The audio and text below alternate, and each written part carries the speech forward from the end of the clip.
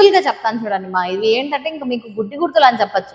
Blackness ఉంది అంటే మీరు ఆరెంజ్ లేదా పీచ్ లేదా రెడ్ అనేది ఉపయోగించాలి. గ్రీన్ అనేది ఏంటంటే యాక్టివ్ యాక్నే, అంటే పింక్ కలర్ లో మనకు పస్ ఫామ్ అవుతూ యాక్టివ్ గా యాక్నే ఉంది అంటే గనక మీరు అది డామినేట్ చేసుకోవడానికి గ్రీన్ కలర్ ఉపయోగించవచ్చు. ఈ వైలెట్ కలర్ ఏంటంటే మీరు ఎనీ ఫౌండేషన్, డార్క్ ఫౌండేషన్ ని లైట్ చేసుకోవడానికి ఉపయోగించవచ్చు.